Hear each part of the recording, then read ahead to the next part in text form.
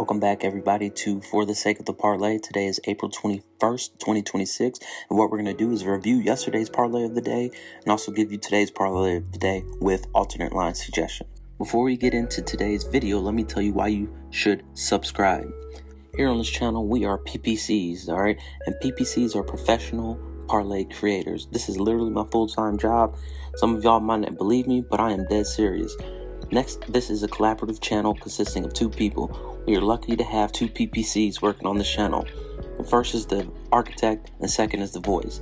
Obviously, I'm the voice, but the architect is really the one doing a lot of the planning, designing, and managing throughout the parlay making process. Without the architect, there would be no channel and there would be none of these parlays.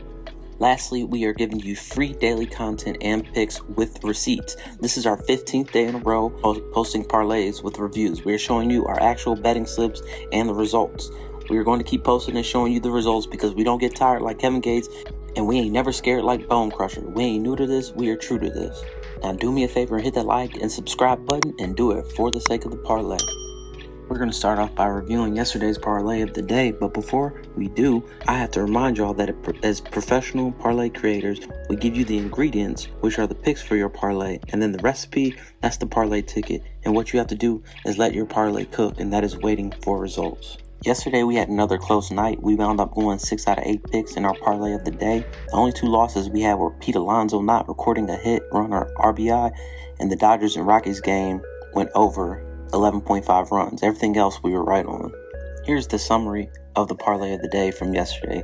We were right on Julius Randle scoring 6+ rebounds. He recorded 9 rebounds along with 24 points and 6 assists. He was the second leading scorer behind Anthony Edwards as the Timberwolves tied up the series with the Denver Nuggets 1-1.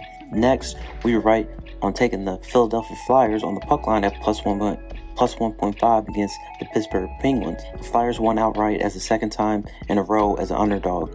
Dan Vladar of the Philadelphia Flyers had another dominant performance, stopping all 27 shots against him, helping his team to a 2-0 lead series against the Penguins. Next, we were wrong about the Dodgers-Rockies total. The Dodgers wound up dominating the Rockies 12-3, so our under 11.5 runs did not hit. Robileski of the Dodgers pitched well, only giving up 1 run in 7 innings. However, Katana gave up 6 runs in 5 innings. Katana's replacement, Gordon, wound up giving up 6 runs as well in 4 innings. What really hurt us in this total was the Rockies committed 3 errors. Errors are defensive mistakes that lead to more hits being allowed and more runners being on base, which leads to more runners scoring. That really hurt our chances of the under-hitting right here. Next, we took the Dallas Stars to win on the money line, and they wound up winning 4-2. They tied up the series with the Minnesota Wild 1-1. The goalie for the Dallas Stars, Jake Oettinger, had a great game, stopping 28 of 30 shots. Also, the Star center, Wyatt Johnson, had a great game with 2 goals and 6 shots on goal for the game. I look for Dallas to bounce back from their first loss in the series and beat the Wild in 5 or 6 games.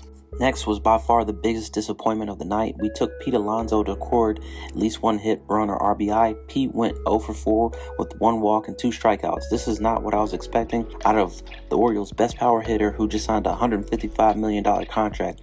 What makes things even worse in this game is that it went into extra innings, so Pete had an extra at bat and still couldn't record a hit, run, or RBI. Next, we took the over 5.5 goals in the Anaheim Ducks versus Edmonton Oilers game.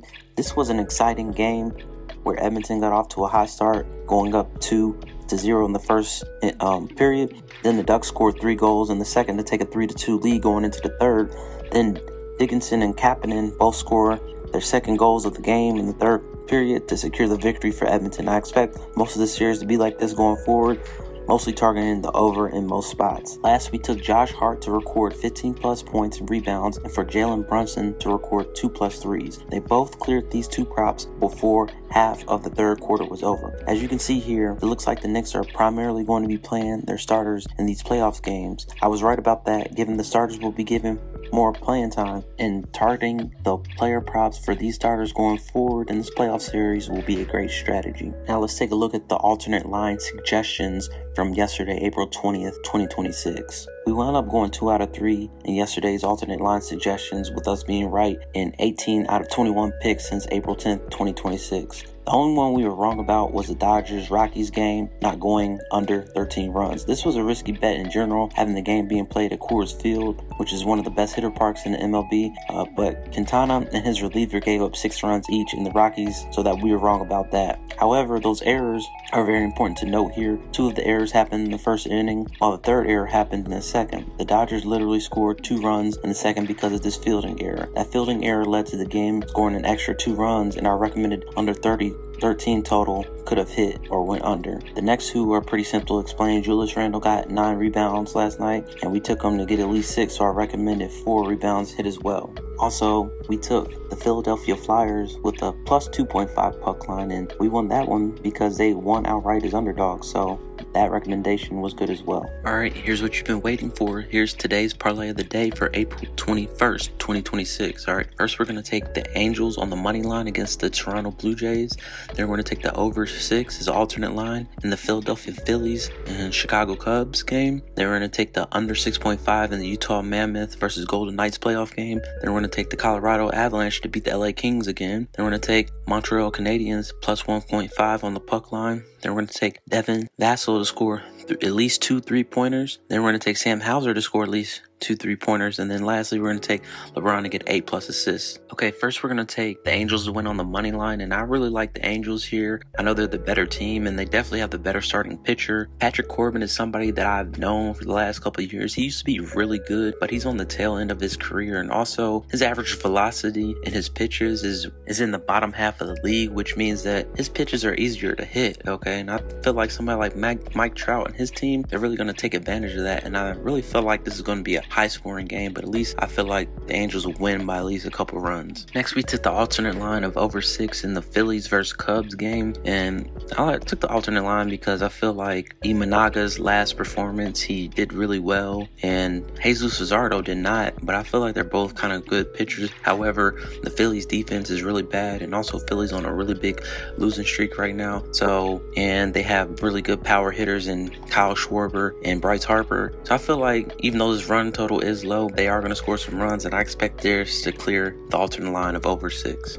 Next, we're going to take the under 6.5 in the Mammoth versus Golden Knights hockey game. I really like the under here because Vegas has had one of the best defenses all year in hockey, and they continue to do that in the playoffs. Also, the last game went under 6, and Carter Hart, the goalie for the Vegas Golden Knights, he's really good. He was their big offseason signing. He's going to be in the goal tonight, and he's a superior goalie that should make this game go under just off of that alone. Next, we're going to take Colorado to win on the money line against the LA Kings. Colorado is definitely the more dominant team, and here I have another example of me using the Action Network and their reports. They're recommending Colorado on the puck line, which they covered last game as well, but a safer pick for the sake of our parlay, we're picking Colorado to win on the money line. They should win in a dominant fashion as they did last game. Next, we're going to take Montreal to win on the puck line against the Tampa Bay Lightning, and I'm taking this bet because I feel like Montreal is the team that has more motivation to win. Tampa Bay is good, but they're not as good as they used to be in recent years. And Montreal won outright on the money line last game, okay? So they're still the underdog. This is the same thing that happened with Philadelphia yesterday. Philadelphia was a dog in the first game, and they won their second game as well as a dog. I feel like Montreal will do the exact same here, or at least cover on the puck line for the sake of our parlay. Next, we took Devin Vassell of the San Antonio Spurs to score at least 2 or more threes. And I like this bet because he's a volume shooter, and he typically gets around 5 to 7 3-point attempts a game. And that's his role, is to come in and score, okay, and take these threes. So I feel like, him being a role player that they play quite a bit, he'll get the opportunity to not only take these threes, but make at least 2 for the sake of our parlay. Next, we're going to take Sam Hauser of the Boston Celtics to record at least 2 or more threes. And I really like Sam Hauser to get this prop done and get it done early. That's literally all he does, is come in and shoot. And also, in 7 out of his last 10 games, he's scored at least 2 threes. Okay, he's a 3-point shooter. That's what he does. He comes in, and that's what everybody expects him to do as well. So I feel like this being a playoff game and him coming in off the bench, he's going to record this and get this done for us pretty early. All right, next we're going to take LeBron to get 8+ assists against the Houston Rockets tonight. And I like this a lot because it's LeBron, okay? This doesn't have to be an in-depth analysis. He's LeBron. LeBron. He got 13 assists last game. And one thing that's really good about this series is even though Luka and Austin Reeves aren't playing, like LeBron's literally still trying to win, okay? And that's the reason why they won is because of LeBron, and he's going to be more motivated to do the same.